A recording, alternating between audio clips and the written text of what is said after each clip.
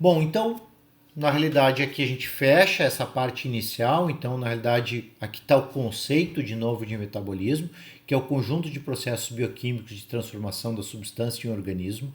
Envolve todas as reações químicas dos grupos de biomoléculas. Tá?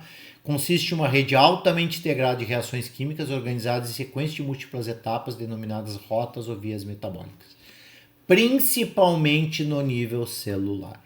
Eu dei o exemplo para vocês da glicólise, tá? Mas a gente vai falar bastante do ciclo do ácido cítrico, né? Que é muito mais conhecido pelo cara que descobriu, que foi o Krebs. Então é o ciclo de Krebs. A gente vai falar também da fosforilação oxidativa, ciclo de Calvin, que é um ciclo que acontece mais em plantas, a gente não vai falar nele, tá? No caso de animais ele não é importante, tá?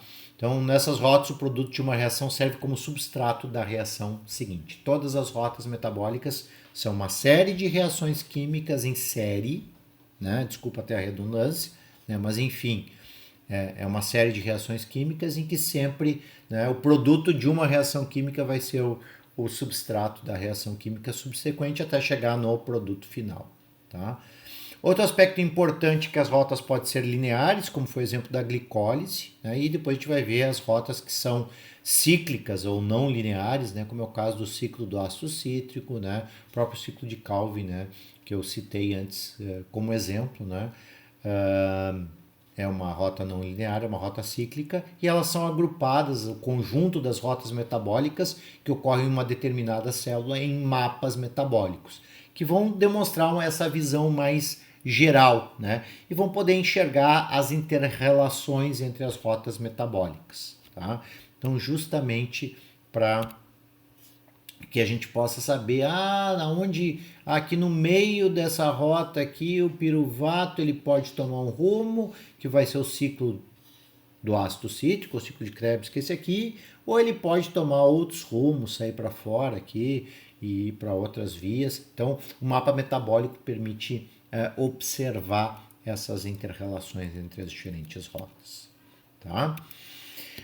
Pessoal, assim, ó, uma coisa muito importante é o seguinte, tá?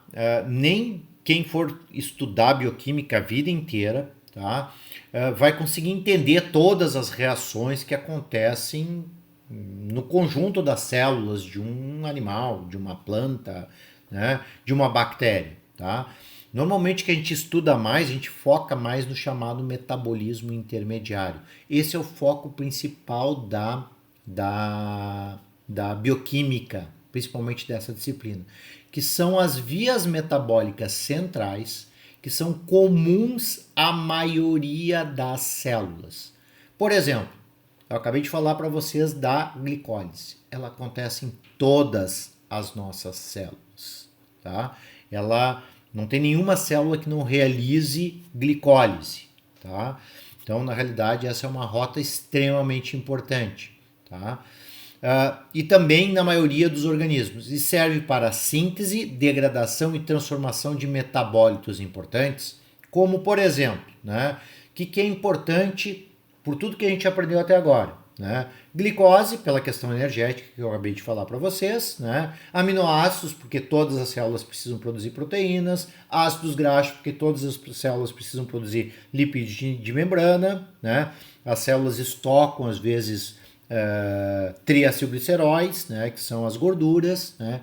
Então, na realidade, esses são os metabólitos importantes que também servem para a conservação da energia. Como é o caso das gorduras. A gente estoca a gordura para quê? Para conservar energia, para poder utilizar em algum momento posterior. Tá? Então aprendemos aqui o que é um mapa metabólico, que são as rotas metabólicas. Aqui está em destaque a via principal da glicólise, que está ligada ao ciclo do ácido cítrico, que vai estar ligada à fosforilação oxidativa, e a gente vai falar um pouquinho mais depois sobre tudo isso. Agora não é tão importante, tá? Para finalizar essa parte inicial de introdução ao metabolismo, a gente vai falar sobre como a gente pode classificar o metabolismo. Existe uma classificação bem ampla, né? Como vocês viram, né? Como eu acabei de apresentar para vocês, tem uma quantidade enorme de rotas metabólicas aqui acontecendo. Eu só expliquei para vocês essa via principal aqui da glicólise, tá? Aqui já tem uma rótula, né, que é o ciclo do ácido cítrico, né? Aqui tem o ciclo da ureia, que é outra rótula, né? A gente vai falar um pouquinho mais depois sobre tudo isso, né? Mas todas essas rotas que existem no metabolismo a gente pode classificar em dois grandes grupos, que a gente chama de catabolismo e anabolismo. O que é catabolismo? Né? Rotas catabólicas são todas aquelas em que envolvem a transformação de substâncias maiores, mais complexas, que podem ser desde grandes moléculas, tá? Em moléculas mais simples. Então, na realidade, se a gente, por exemplo, voltando ao que a gente viu há pouco, a própria digestão é uma etapa do catabolismo, porque ela transforma grandes carboidratos, amido, transforma gordura e transforma proteínas em quê? Em açúcares, principalmente glicose, gorduras em ácidos graxos mais glicerol e as proteínas em aminoácidos. Tá? Então, a própria digestão já é uma etapa do catabolismo. Tá? E essas moléculas menores dentro das nossas células são transformadas em produtos finais bem mais simples. Tá? Boa parte da glicose que a gente vai ingerir vai ser transformada em CO2 mais água. É o mesmo processo que, né, na realidade, quando a gente queima um papel, que é rico em glicose, ele é transformado em CO2 mais água, na forma de vapor. Tá? Então, na realidade, o que acontece? As moléculas finais são moléculas bem simples. Tá? Os aminoácidos vão ser convertidos em amônia, que depois vai ser convertida justamente em ureia, para que a gente possa excretar pela urina. Tá? Então, na realidade, a gente transforma as moléculas mais complexas em moléculas mais simples. E essas moléculas mais simples são excretadas. Principal exemplo, CO2. Né? O CO2, na realidade, a gente inspira O2 e quando a gente expira, a gente elimina CO2. Cada molécula que entrou de oxigênio, né, vai voltar como uma molécula de CO2, ou seja, tinha 2 oxigênios que agora vão ter um carbono a mais. Tá? De onde que está vindo esse carbono aqui? Tá? Tá vindo das macromoléculas que foram digeridas durante a digestão, tá?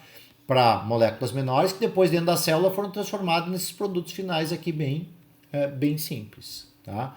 E para que acontece essa degradação de moléculas? Claro que, por exemplo, uma parte importante da degradação é, por exemplo, para que cheguem lá nas nossas células os aminoácidos para construir as nossas proteínas. Tá? Mas uma parte importante dessa degradação aqui, dessas moléculas mais complexas, é para obter principalmente energia. Tá? As nossas células precisam de energia. Tá? E conforme eu já expliquei para vocês numa aula anterior, essa energia que vai ser liberada enquanto acontece a quebra dessas moléculas mais complexas e moléculas mais simples, ela vai ser capturada principalmente na forma de nucleotídeos trifosfatados. Eu já vou antecipar isso aqui para vocês entenderem. Tá? As reações químicas, essas principalmente as reações químicas de degradação, né? As reações de catabolismo, os reagentes estão num nível energético maior. Tá? E o produto vai estar a um nível energético menor. Por isso há uma liberação de energia. Tá? Por exemplo, quando a gente queima um papel, que é glicose, tá transformando em CO2 e água. Essas moléculas menores, os átomos estão mais próximos. Então essa energia vai ser liberada para o ambiente. Por isso que pega fogo, por isso que libera, por isso que, né, há uma grande quantidade de calor liberada. Tá? Então por quê? Porque os produtos têm um nível energético bem menor. Essa energia tem que ser liberada. Tá? E isso aqui, durante o processo, quando acontece essa transformação energética aqui, tá? Quando acontece essa transformação química de uma molécula mais complexa em uma molécula mais simples, vai ser liberado calor. Tá? E no nosso organismo, muito dessa energia que é dissipada na forma de calor, uma parte dela é utilizada para manter a temperatura do corpo. Tá? Pense, qual que é a temperatura ambiente agora? Uns 20 e poucos graus, né? Qual que é a temperatura do nosso corpo? 36, 37 graus. Por que essa temperatura é mais elevada?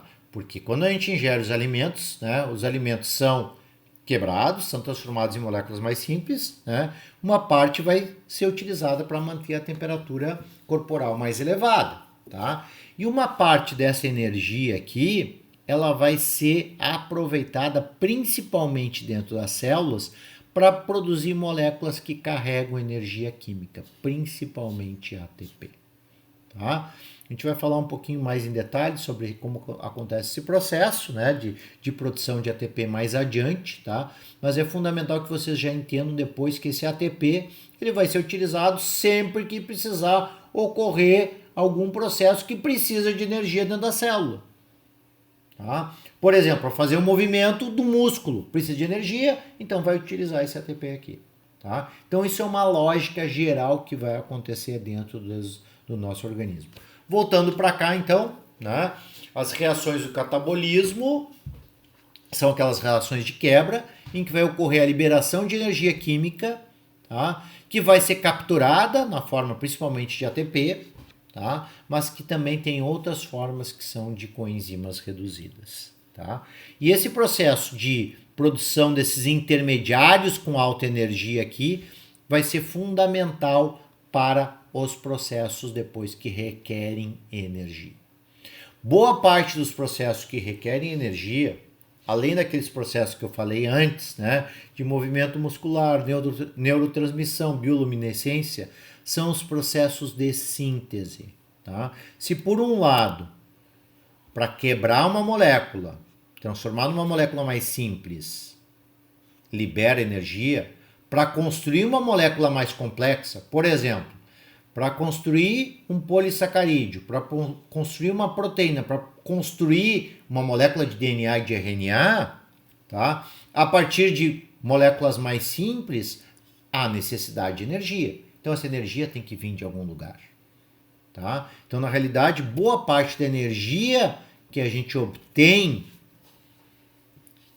durante as reações de degradação, as reações do catabolismo, a gente vai utilizar nos processos de síntese, que a gente chama o conjunto dessas rotas do metabolismo que são de síntese de anabolismo. Tá? Então, o anabolismo são as rotas metabólicas de síntese de moléculas.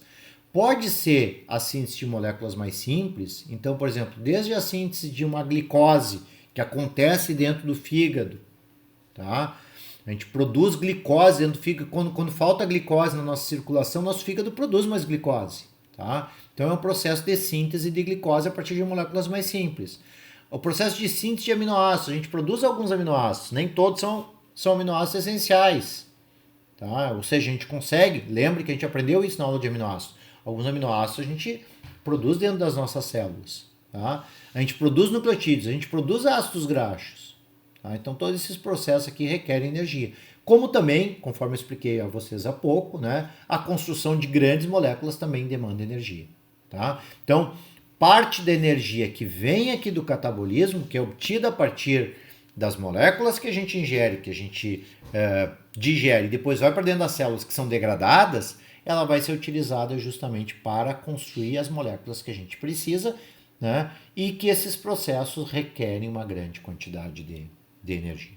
Sempre lembrando, né, que a gente vai ter os principais carreadores de energia dentro das células são os nucleotídeos fosfatados, com uma grande importância do ATP, por isso que o ATP está destacado aqui, tá? Mas outros nucleotídeos trifosfatados também carregam energia, é o caso de GTP, CTP, TTP, todos os demais nucleotídeos podem carregar, desde que eles sejam diotrifosfatados, eles podem estar carregando energia, tá? Mas o principal que é utilizado é o ATP. Inclusive a gente vai ver depois que a gente tem uma organela só para produzir ATP, que é o mitocôndrio, só para produzir energia.